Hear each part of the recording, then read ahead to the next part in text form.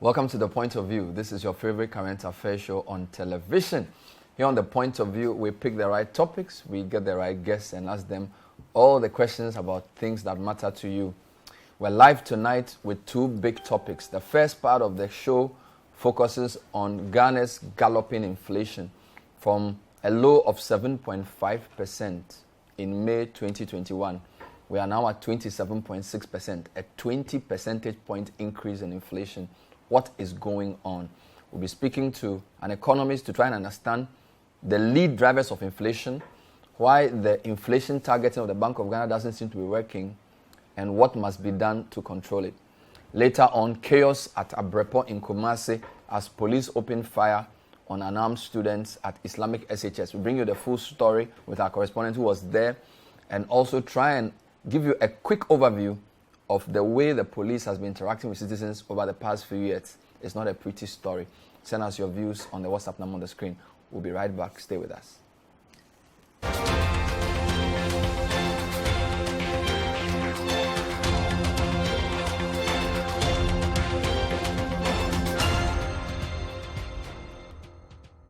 Welcome back. So tonight on The Point of View, we go back to the biggest story, not just in Ghana, but in the world. Inflation. It's a period of high inflation globally. Countries that have had very many years of low inflation are reeling under the multiple shocks of COVID, the Ukraine conflict, and food price escalations. My guest is Dr. Edu Sarkodie, who is an economist, University of Ghana, Department of Economics, to help us understand what is really going on. As we said, between May 2021 and May this year, inflation has risen from 7.5% to 27.6%. We also know that inflation, the Bank of Ghana has tried to tame with its monetary policy rate. So far, it hasn't worked. The Bank of Ghana has raised the monetary policy rate from 13% to 19%, and inflation just keeps going up. Dr. Sarkodie is going to help us understand what is really going on with inflation. Doc, good evening. Welcome to the show. Good evening, and thanks for having me. So I heard you on Saturday saying that the inflation we're experiencing was more than a demand side issue. It was also a supply side shock. Can you explain what that means? Okay, so there are two main causes of inflation in every economy. Whether it is because people have too much money in their hands, or government is spending a lot to push up the economy, which we call the aggregate demand. So if the aggregate demand goes over the aggregate supply, then you experience inflation.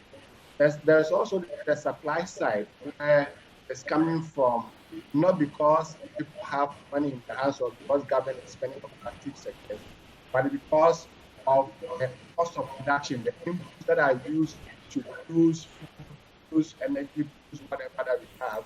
The prices of inputs are so high that by the time the producer finishes producing them, he wants to sell at a high price to the consumer just to make profit. So these are the two main of inflation as we have. And Ghana's inflation, in the recent inflation, is largely a supply side inflation. And I think even the government statistician and the governor of the central bank have all also agreed that it's a supply side inflation, meaning that it is not because the government is spending so much on productive sectors to create jobs, and it's also not because people have too much money in their hands to demand the limited produce on the market, but because the inputs that are used to produce whatever that we consume on the market, all the 319 items that are computed in the basket to calculate the inflation, the inputs that are used to produce them, the prices are high, and therefore the producer ends up increasing the price so that by the time it reaches the final consumer, the consumer is paying a higher price for that. So if the inflation is a supply side issue, why has the governor and his monetary policy team persisted in increasing interest rates in response to the announced inflation rate from the Statistical Service? Well, it's quite unfortunate, but in fairness to the bank is only using the available tool they have, which is the monetary policy, to fight inflation. And it is ineffective because it's a supply side inflation. And the bank does not, the bank, I mean the central bank, the Bank of Ghana, does not have so much influence on the supply side factors, i.e. fertilizer, energy prices, you can name them, all the inputs that are used to produce something. So they are only doing their part by fighting inflation. And they do this, the policy rate is always in place to do two things. First of all, to reduce the liquidity in the system. In other words, to reduce the amount of money supply in the system so that people will not have too much money to fund whatever they want. And two, because inflation has risen, they want to increase the policy rate so that the policy rate would increase interest rate to make government bonds attractive. Because if the interest that government is offering on their bonds or their certificate is lower than the inflation rate, it means that investors like you and myself who want to buy government bonds be earning negative real interest because inflation is higher than the nominal interest rate. In other words, we'll be losing by buying government bonds. The government wants to increase the interest on their bonds just to make it attractive. But the fight on inflation has not been effective because, like I said, it's a supply side issue. And therefore, the bank is only doing its part. The onus lies on the supply side, the fiscal side, and the real actors, like the Ministry of Finance. So the Ministry of Finance must also fiscally be disciplined. We are talking about agriculture products that on this type of inflation. Trade and industry must also answer some questions. All the actors in the real sector must be part of this solution, not only the central bank.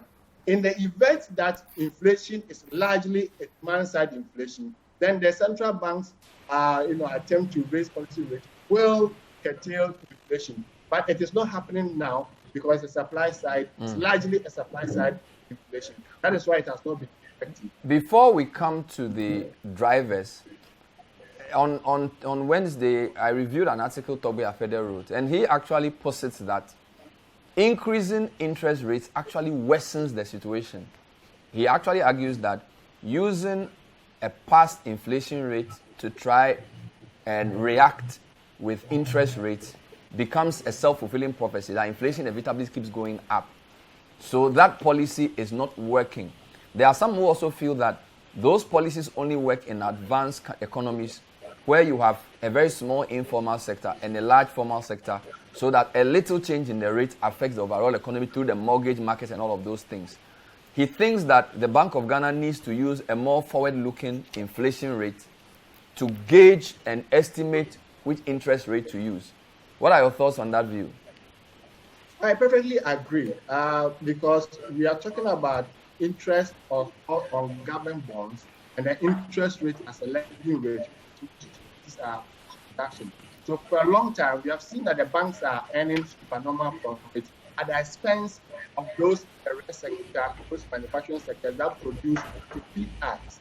And so we should change our approach to a better approach where we will all not lose, because for a long time, like I said, anytime inflation goes up, the bank attempts to increase the interest rate, and it ends up increasing the cost of production.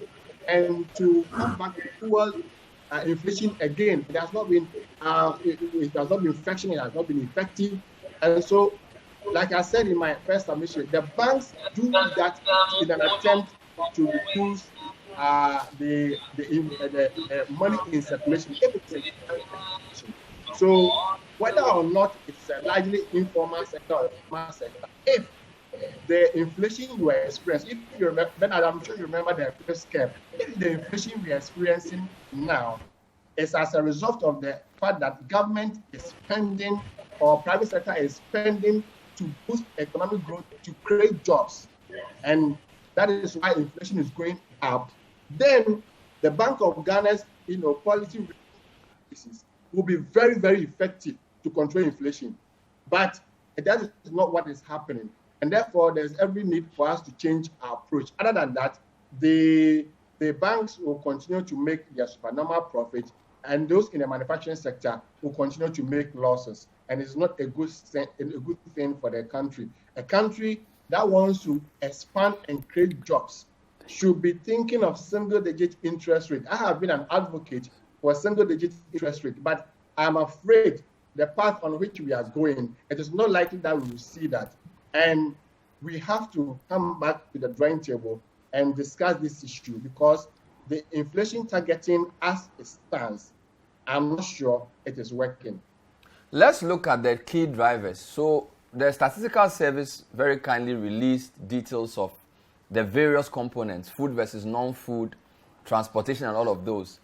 But on Saturday, you were very careful to examine the 15 lead drivers of inflation in Ghana.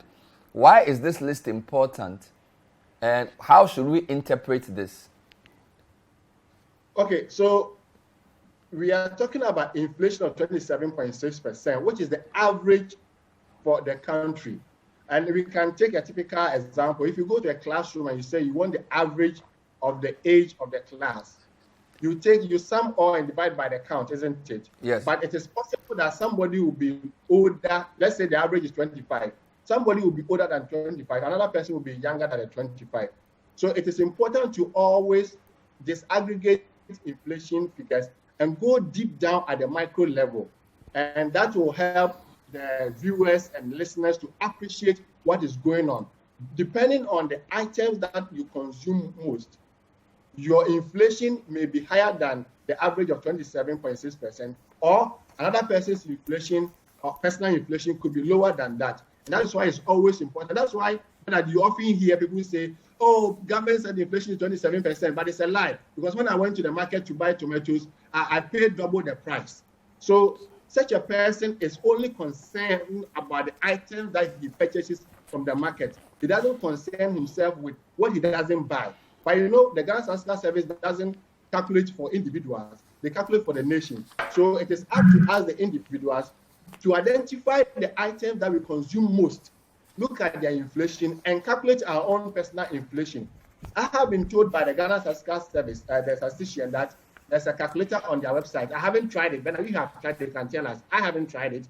That individuals can visit the website and go and calculate their own personal inflation, depending on the items that they consume most.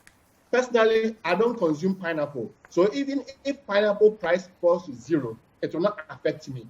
And invariably, if pineapple price increases to 100%, it will not affect me. So it works like that. Depending on what you consume, your inflation may differ from one person to the other. Let's look at the list that we've put out. Grapes, and this is year-on-year inflation for May, which means that between May last year and May this year, the price of grapes has increased by 100%. How staggering is that? Yes. And if you look at the list, comparing the imported to the local, grapes 100%, diesel 81, firewood 74, watermelon. I mean, does this make sense to you? What is going on here? Interesting. Surprisingly, these are the items that can easily be produced in the country.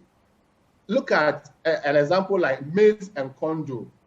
We use maize to produce condo.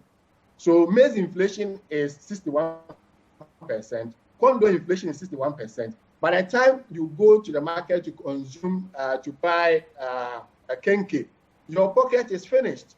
The money in your pocket is finished. And that is why people who consume kenkey a lot are now crying that, well, the size has reduced and all that. Look at firewood.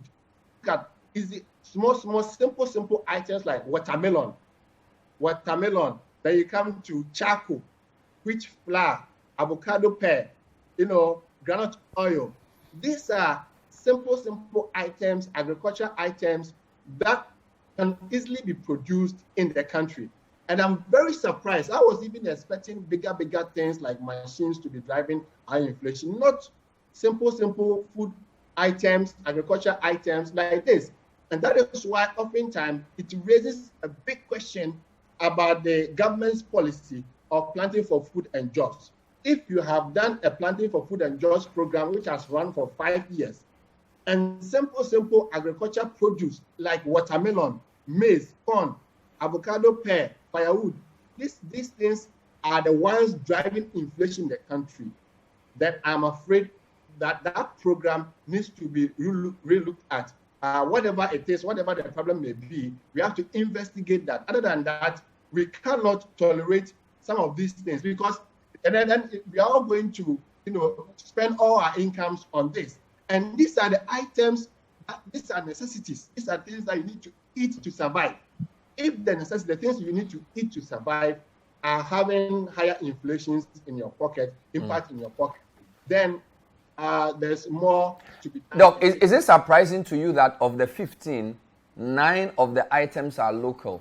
Because don't forget, when the May inflation was announced, we were told that for the first time in a long time, imported inflation was higher than local inflation, which is not surprising because you are seeing on the left side of the screen, the red is more than the blue. The red means the imported. But in overall, for the 15 items, up to 9 are local, and yet their inflation is about 50%.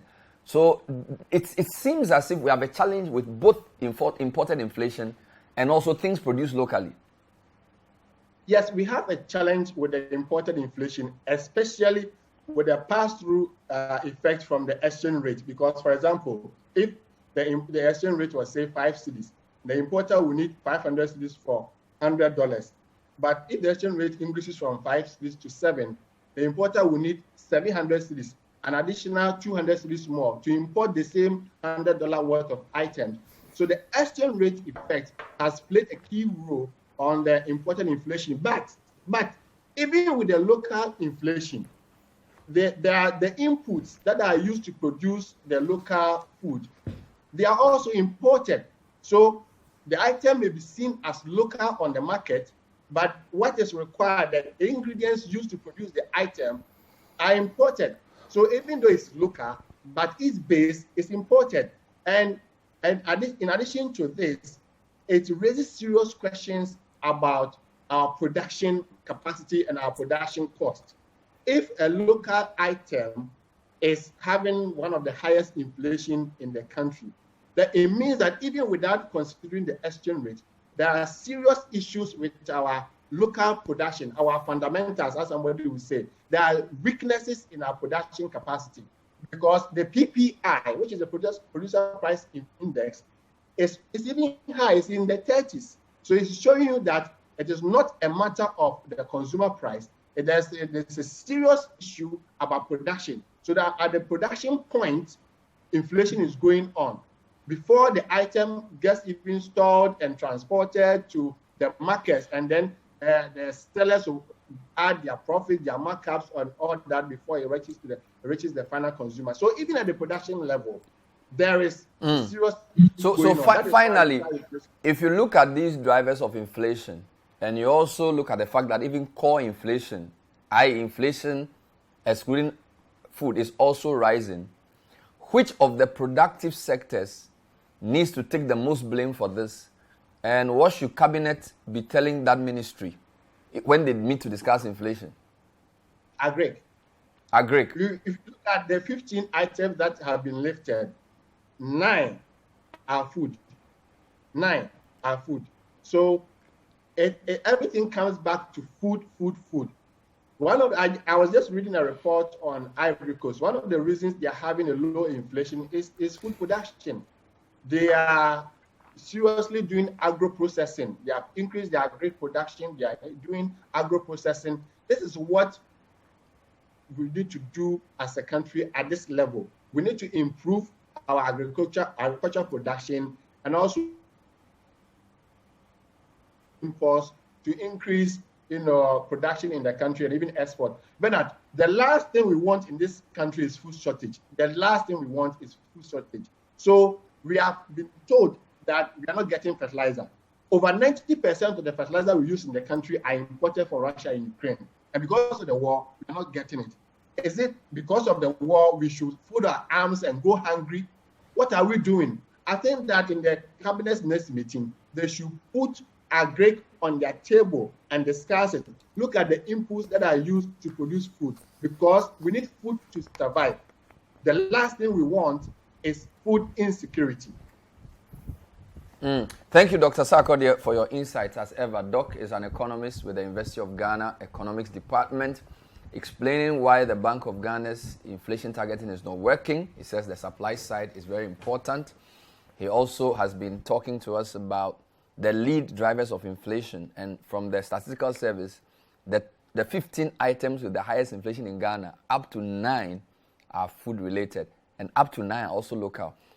Thank you, Doc, for speaking to us. The discussion continues. When we come back, we'll be discussing something very grievous. So earlier today, police fired tear gas, and some even suspect some bullets into protesting students at the Islamic SHS in Kumasi. We have a full report for you.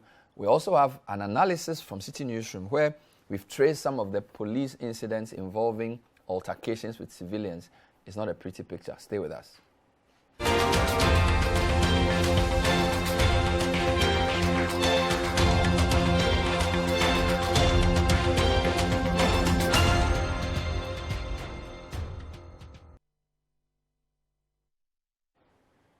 Welcome back. So tonight we're taking you back to a story that's really ruffled a number of people. Images emerged this morning on City TV Breakfast Daily of the police in Kumasi at the Islamic SHS. We don't know whether it was attempting to calm or attacking students who are demonstrating over a road. Hafiz Tijani, who is our Central Regional correspondent, was there. He filed a report. He will join us to give us what actually happened. Anas Seidu is our security correspondent. He joined me in the studio to walk us through what's been going on. So apparently this is not an isolated incident. So the team has put together at least 12 or so incidents in the past year and a half of police brutality. Anas, welcome to the show. Thank you. Hafiz, are you there? Good evening. Yeah, good evening, Bernard. It's been a busy day for you. So at what point did this incident at Islamic SHS happen? And can you tell our viewers what you actually saw?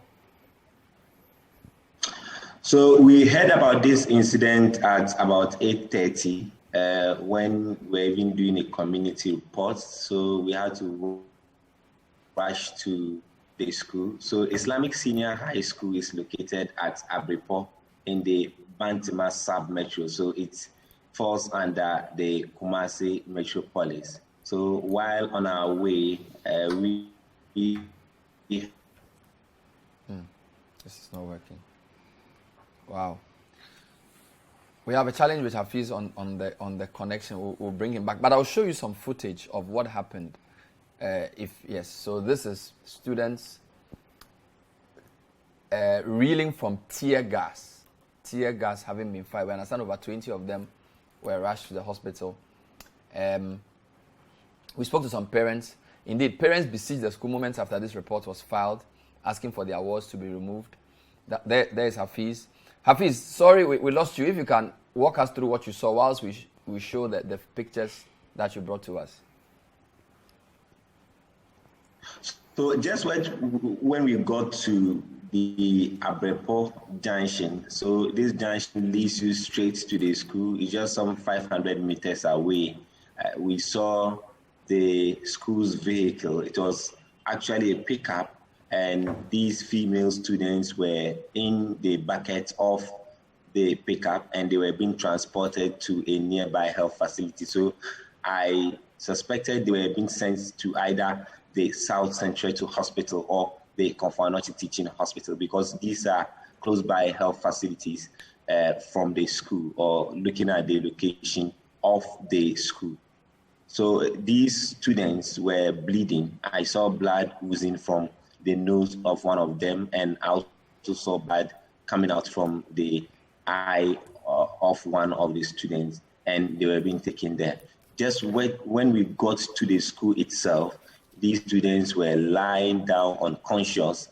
Some of their colleagues were trying to attend to them, but because they didn't have the technical know-how on how to handle them in terms of resuscitation, they were finding it difficult. Then we had ambulances from across the region, some coming from the Subin constituency, the Tafo constituency, coming in to check on these students, and some paramedics had to come in to assist these students, and they were taken to the various health facilities. So what led the police to come in? And Did you actually see or hear the police fire shots? Well, we spoke to some students who witnessed this incident, teachers also, and some of our colleagues who were there when the incident started. According to these reports we've had, though not confirmed officially, police allegedly fired shots into the students and even went to an extent of entering into the dormitories, and when some of the students even collapsed when tear gas was fired, the police had to follow up to the sick bay to try and manhandle some of these students. So these were the reports we picked up when we got to the school. I see. Calm eventually returned, but did the headmaster tell you what he saw? Because I saw in the report somebody holding what looked like a pellet of some sort of bullet or a shell from some bullet. What was that all about? And what did the headmaster say to you during the interaction? Well, so the headmaster is quite straight and saying that there are reports going on around that there has been a bullet that have been fired and one of the students sustained bullet injuries. That he discounted. He said that did not happen in the school, except that some of these students who were experiencing the aftershock was because of the tear gas that was fired. And this also was corroborated by the medical officers at the Suntreso Government Hospital, one of the health facilities where these students were taken to, that some of these students had underlying conditions. When the tear gas, they couldn't withstand the tear gas, so most of them were collapsing in the school. So that's, the headmaster was clear. He says there was no any firing of bullets to a student, but these were what we picked up, and some of the students even gave some of these shells to us. I saw you talk to some parents. One man was even crying. What was the general mood? Is it that the parents wanted to remove their students from the school, or what? How did that whole parents storming the school situation pan out?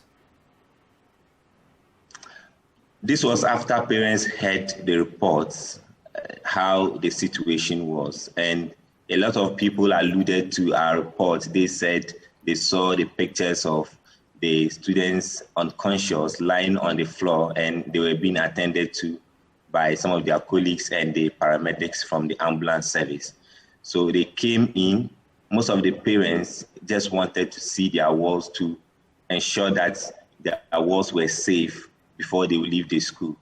But because of the tension, the management of the school had to speak to the police, who were still stationed at the school's premises, the main entrance, that they should keep guard at the entrance so that they don't allow any parents to go into the school's premises, because the management was still trying to put things in place. They had series of meetings with the regional education director. They also had meetings with the officials of the Ghana Muslim Mission. So the Ghana Muslim Mission is the caretaker of the Islamic Senior High School.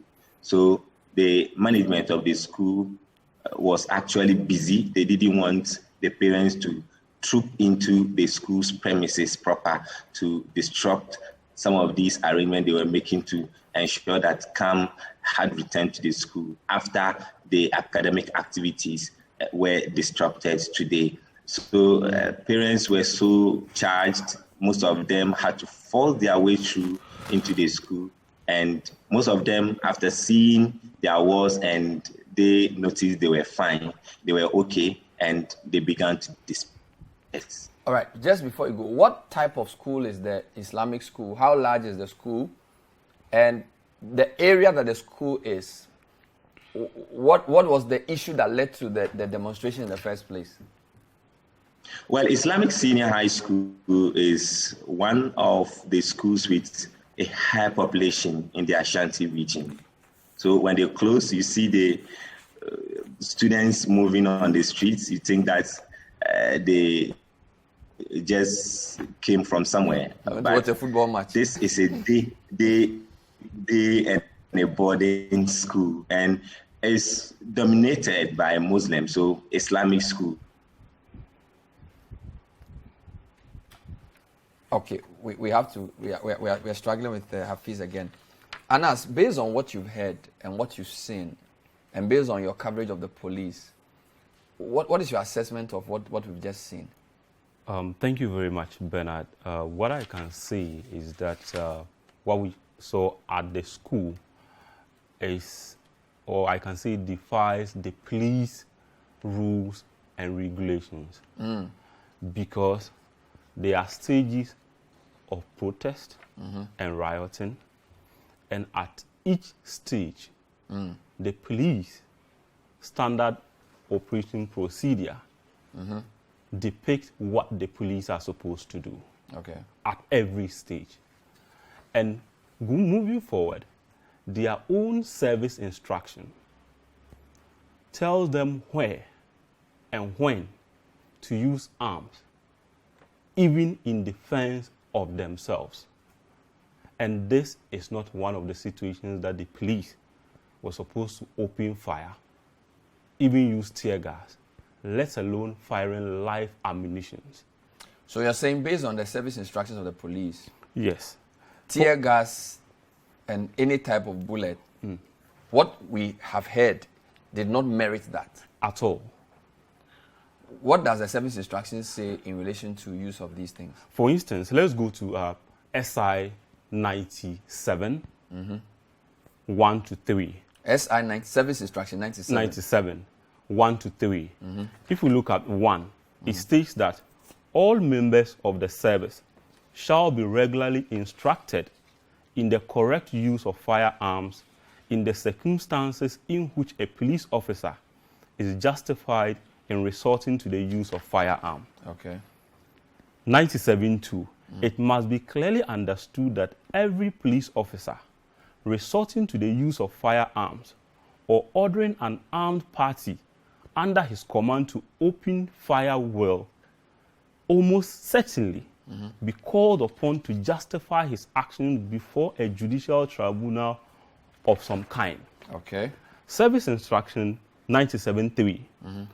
A variety of situations may confront a police officer at any time, but the following are normal circumstances in which he is justified in resorting to the use of firearms. 97.3a. When attacked by an armed criminal, his life is in immediate danger, and all other means of defending himself have proved ineffective. 97.3b. In these circumstances, it must be shown that the police officer's life was, in fact, in immediate danger, and that his attacker was armed with a weapon which was capable of causing death or grievous bodily harm, and that he possessed no other means of self-protection, and other means have failed. So that's this addendum to 3A. A. Now on the B, it states that to effect the dispersal of riot mob, that's attacking or attempting to attack life and property. Under these circumstances, it must be shown that every means available to police, other than the use of firearm, had been tried and had failed. okay, That the mob had been warned, and the warning had been disregarded.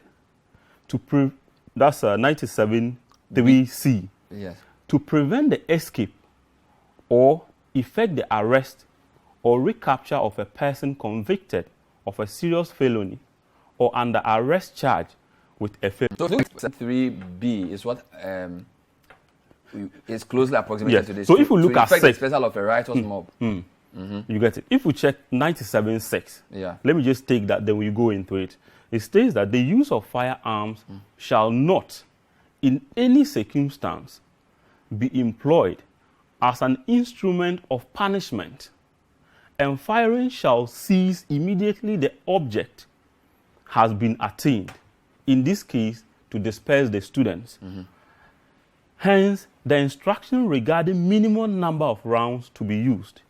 Under no circumstance shall police fire over the heads of a crowd.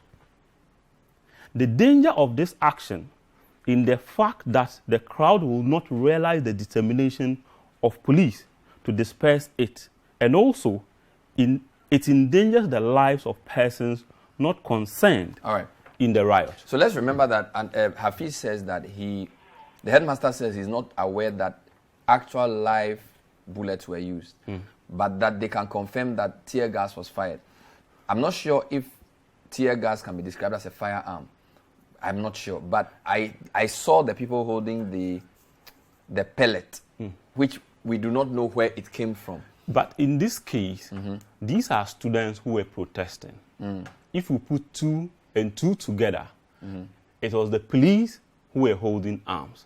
So if there were shells there, that's obviously and from at the police. The end of the day, it is the students who are injured, then it should be coming from the police. But even the tear gas itself, the tear gas itself, within police security crime, is described as a fire.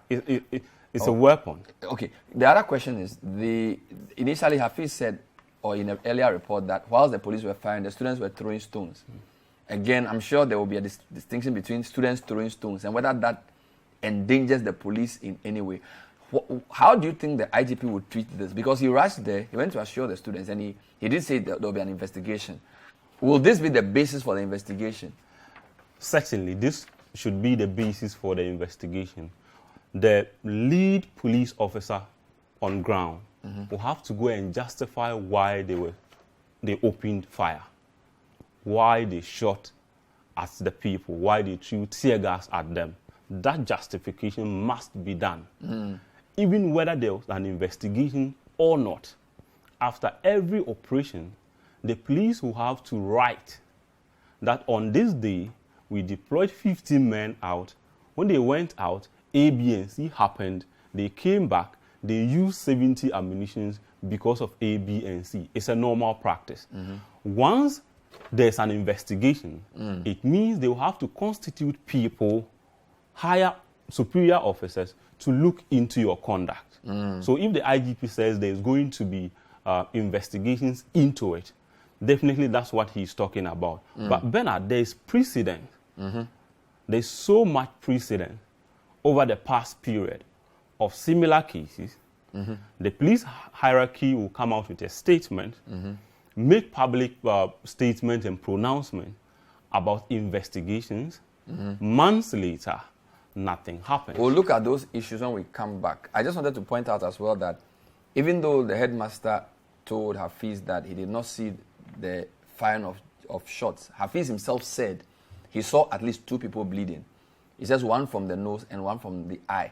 So if that is anything to go by, clearly, whether it was a projectile, a missile, or a bullet, clearly some students were hurt. We'll take a break. When we come back, we'll chronicle briefly for you previous incidents that show that this is actually a trend we're seeing in the way police manage these crowd control situations. Stay with us. Welcome back. Tonight, the point of view is looking at 2 issues. We started off with inflation. We've looked at the 15 items with the highest year-on-year inflation since the month of May. Indeed, it's a year-on-year, so May 2021, May 2022. Grapes have increased by over 100%. We're also looking at the police's conduct, not just in Kumasi earlier today at Islamic SHS, which has over 6,000 students. They used tear gas. We're not sure what else they used. Our reporter says they saw some pellets suggesting that bullets had been fired. But Anas Seidu is in the studio with me, and he's saying that the latest we've seen is the latest installment in a series of incidents. So walk me through this. What is this? These are instances of police clashing with either civilians or other uniformed security services. So this is just in the past 12 months? This is in the past 12 months. So June last year to this year? Just within a year. 1, 2, 3, 4, 5, 6, 7, 8, 9, 10 incidents. These are 10 cases that we've sampled. There are others that we didn't even capture. Wow. There were others that we didn't capture. But let me just do a quick summary for you. Within a year, we have sampled 10 cases. Out of the 10 cases, about 10 deaths were recorded. Over 80 injuries. Wow. What that means is that anytime the police are set out based on this to go and control crowd, at least a death, one person will die, 8 people and will be 8 people will be injured. Because if it's 10 incidents, 10 deaths, 80 injuries. And that is not a good record. An average of a death, 8 injuries. Per protest. Per protest. And that is not a good record for the Ghana Police Service. Okay. For instance, let me just quickly run you through the numbers before we go into the actual case. In the case of Kumasi, the Islamic school, there were 30 injuries. Just 30, today? Just today. 30 injuries. About 30. In Kranza, 2 people were killed, 8 injuries. You go to Akachi, 2 people were killed. Wow. 5 injuries. In Teleku Bokazo, Western region. Yes. 1 dead, 4 injuries. In Lamashegu, 1 dead, over 10 people injured. Wow. You come to Kotobabi, 1 dead, 1 in critical condition. In Totroso, 0 deaths, 5 injured. Scrap dealers clashing with police. The figures of either deaths or injuries were not recorded. That of Ejra, 2 deaths, 4 injuries. But that number even moved up. The number of injuries went up. Then the final one, military men clashing with police at the Swami police station. Wow. There were no deaths, injuries were not given because we didn't get any official statement. So clearly, this is not a good record for the Ghana Police Service at all. Let's walk through this now. So June last year, protesters in Ejura, this was just a year ago. Yes. We remember the site of military shooting, one kneeling down to shoot. So has that been concluded? It hasn't, because most of the things that were recommended by the committee then, compensations were done for the people. We have seen that there were recommendations for some of the people to be transferred and some punished. We have not been communicated to on what happened regarding that case. So basically we can say it's still inconclusive. This nothing. was the trigger to the Kaka issue. This was after the death of Kaka. After the death of people Kaka. came to so protest. That's a year ago this month. And then the next month, scrap dealers in Abobloshi market. That was more like the movement of the people. Yes. But why have we included that in this? That was because when they went there, everything went on well during the decongestion exercise. When they got to the part where the scrap dealers occupied, then they agitated. There was a clash between them and the police. That's why it is captured here. Right. There was no official statement from the police, so number of injuries, if it's possible deaths, is not known. Then in the same month, miners at Totroso in the Sutifi North, what happened there? One of them was actually arrested. One of them was arrested for allegedly mining in a mining company's concession. The youth protested and went to the police station demanding the release of these people. Police returned fire in the process, injuring some there. Wow. So this was a mining committee. I mean, there's a few mining issues there because in April this year as well, miners in Teleko Bokazo. But before that, the October one was a clash between soldiers and police, right? This was because a soldier in plain clothes in Kumasi was actually arrested by the police, and he tried telling them that he was a military person.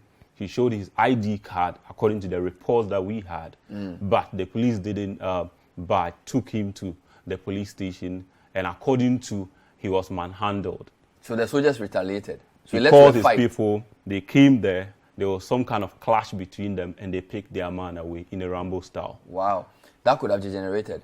Then in December, this is Kotobabi Market, Tema West. What happened? It was over a land.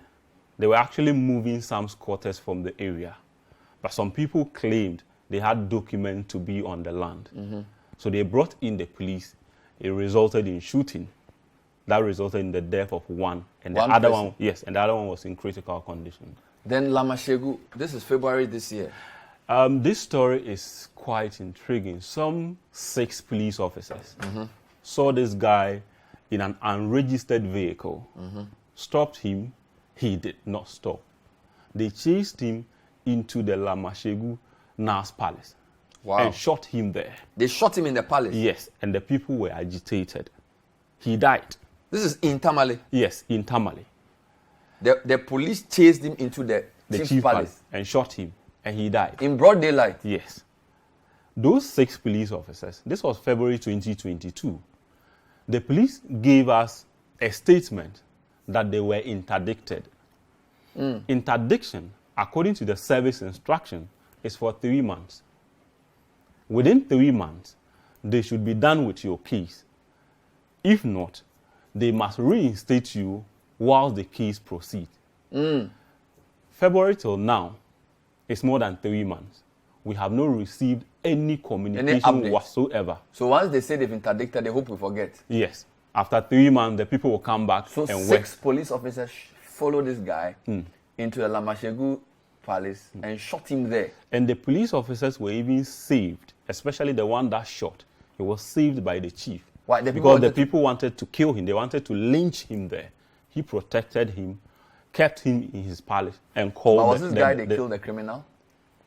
His offense at the time was that he was riding in an unregistered vehicle. Later, the explanation from the police was that he was one of the people who was wanted, or they mounted a barricade searching for criminals because they had reported a number of criminal cases around the Aliu Muhammad Sports Stadium. So they stopped him around there. He did not stop. And they chased him. Minus in Telekubokazo, how many people died here? I think this is Western region. One person was killed because the miners went and made demand for their colleagues who were arrested to be released. Because the youth had protested earlier that the mining company in the area was shortchanging them, they were not employing them, and they were not getting the necessary social programs from the mines. Nothing was done, so they were doing some sort of illegal mining there. They were arrested. Do we know if the police have arrested anybody? People were arrested. These are the citizens? Yes, they were arrested when they invaded the place there. That even led to the death of 1 and 4 people. What about the Akachi incident? The Akachi incident is actually one that I describe as very unfortunate, because up till now, there have not been a single comment by the Ghana Police Service on that matter. What happened? Over a period, there were alleged police brutalities in the town. They will arrest you in town with a motorbike, they will beat you, take you to the police station. The people protested because one Etonam was killed about a month ago. The people protested. A month later, the police in their car were chasing 3 riders and knocked them down around the Akachi College of Education. 1 died instantly, the other 2 were in critical condition, and they still picked the motorbikes to the police station. So the youth went there to protest and ask for the motorbike to be released.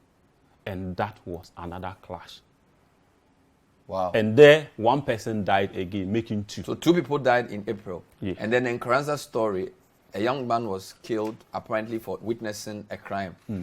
And the police, what have the police said? Initially, the police statement, quote and unquote, caused another death. How? Because when the incident happened about Albert Donko's disappearance, there were a lot of reports and a lot of agitations. Then on the 18th, there was this statement signed by Kosifori.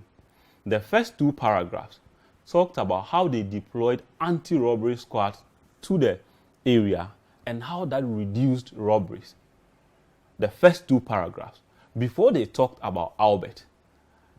Suggesting that he was a robbery suspect. But the mother said he was picked up from home at 12. And if you read that statement, the police were not clear. Wow. So all of these, so none of, for these 10 incidents since the past 12 months, no police, apart from the interdiction of the people in Amashegu. Even that, there's no closure. We've not been told what happened to them. Wow. When you are interdicted, you'll be given half of your salary or a percentage of your salary. But that's not within the 3 months, you cease to be a police officer. You cannot perform police duties. All right. Whilst you are being tried internally, at the end of the day, if you are found guilty, there are internal disciplinary actions which could even include dismissal. You could be reduced in rank. All right. And all that. So they've not been closure in any of these 10 cases. Wow. So what I'm saying is, if the IGP is in the Ashanti region today, and he's telling us there will be investigation, he was in Nkranza. Before he went, he sent officials from the police, PIPS, formerly PIPS, now is Police Professional Standard Bureau, there to go and take some data and investigate. Later, he sent the Director of Police Administration, COP, Christian Tete Yohonu. He led a team there. Up till now. And as we have to end it. Nothing has happened. Nothing has happened. Well, the ball is firmly in the court of the police administration to get to the bottom of these and other incidents. Thank you, Anas Seidu, for your insights. We also had Hafiz Tijani, our Ashanti correspondent. Earlier on, we had Dr. Edu Sarkodie. Thanks for watching tonight's edition of The Point of View. The Business Dashboard is next. Bye-bye.